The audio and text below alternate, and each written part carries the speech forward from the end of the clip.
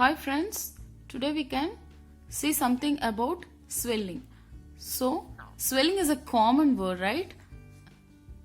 Everything which we see as a bulk in our skin will be commonly called as swelling.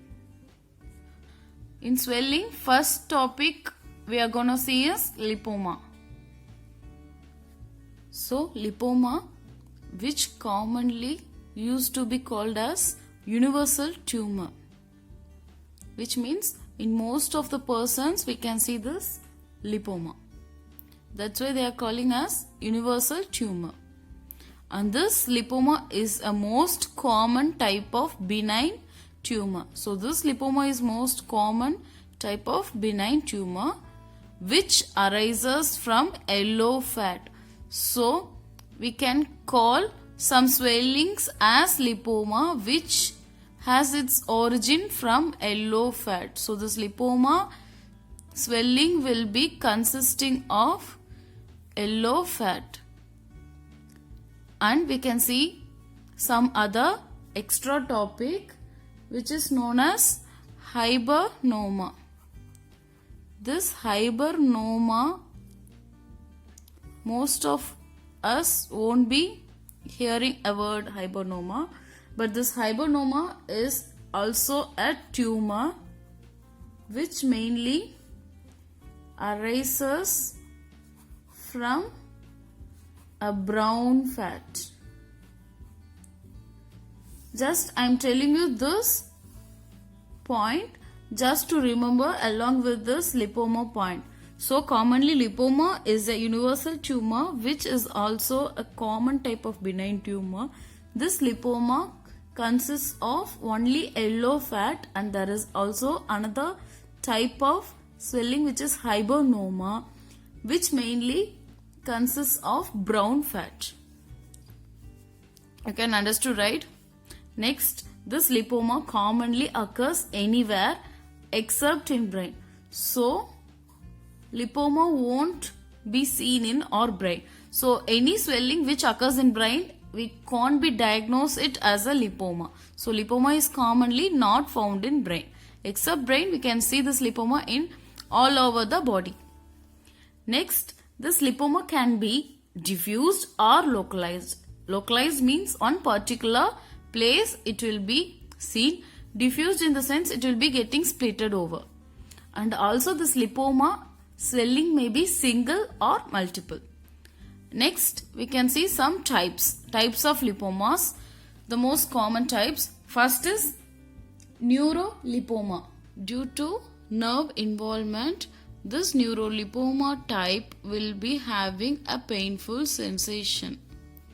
Next, we can go to next type, which is called as Dicken's disease, also known as adiposis dolorosa. Adiposis dolorosa.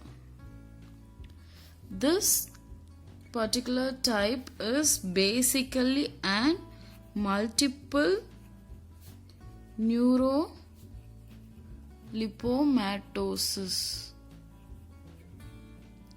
which means in this Dicken's disease, also known as adiposis dolorosa, the lipoma swelling will be seen in multiple and there will be an involvement of nerves. So neurolipomatosis. Next, this also has a particular tendency which is tender. So this lipoma will be seen mostly as a tender consistent, and the deposition of fat will be seen especially in trunk. Next is fibrolipoma, which means the fibrous components will be involved in swelling formation. So fibrolipoma. Next is nevolipoma.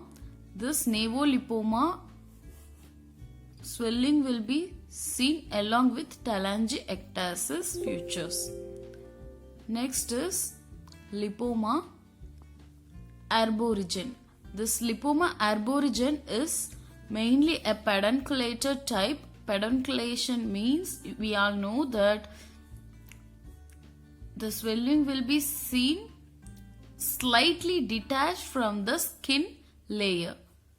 And this lipoma arborescens, when it attains a larger in size, especially in the regions of thigh, shoulder, back and retroperitoneum, they will automatically turn into sarcoma in some conditions.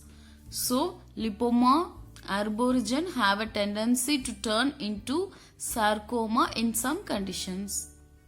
So, that's all about types of lipoma. Next, we can see something about the clinical features of lipoma. The first main point is mobility. This lipomal swelling is especially a mobile one, which means when we conduct a slip test, the sign will be positive. So, if there is any swelling in a skin, if we just touch by its both edges, it will be slip between the palpating fingers. So the slipping will be seen, and that's why we mention it as mobility in lipoma swellings. Next, semi-fluctuant, which is due to the fatty deposition. Due to fat, it won't be more fluctuant like liquid and not as stiff as solid. So it will be a semi-fluctuant swelling due to the deposition of fat in lipoma. We all know that yellow fat is the deposition. Next, lipoma may be diffuse or localized. Localized lipoma may be seen with common features such as lobular and non-tendency of lipoma swelling, and this diffuse lipoma mainly be called as pseudolipoma, which is a false variety of lipoma and commonly seen in palm, sole, head and neck. Next, it will be more difficult to remove, and it mainly seen along with subcutaneous and intramuscular tissues inside the diffuse lipomas. So the next point would be, it is a transilluminant. So if we conduct transilluminant test, the lipomal swelling will be negative, which means if we conduct a light to pass through the swelling will not passes the light from one side to the other, which is a non-transilluminant property, and this lipomal swelling will be seen free from skin. So this will be a skin layer and there will be some slight detachment from it, which is also known as skin-free swelling. And it is maybe in some cases the lipoma will be pedunculated variety, and it's more uncommon in children. So lipoma will be not seen in children most probably. Next, pain. In considering of pain, the lipomal swelling will cause pain only in conditions of nervous involvement. So if any nerves get compressed due to the swelling in the skin layer, only then the pain will occur in lipomas. So next is angiolipoma, which means the most involvement of vascular vessels. Increased vascular involvement, which is the vessel involvement, will lead to tenderness of the lipomatic swelling. So that's all about the most common clinical features which we should be known to diagnose clinically. Next, the sites. Most common site of lipomatic swelling will be seen in trunk, and the second common place will be nape of neck and limbs. Only in these sites, if the swelling is seen, we can consider it to be diagnosed as lipoma. Next, clinically. Clinically, the lipoma may be differentiated as single, multiple and diffuse. So that's all, friends. These things only we need to be known for lipoma. I think you all can understand this topic. Thank you.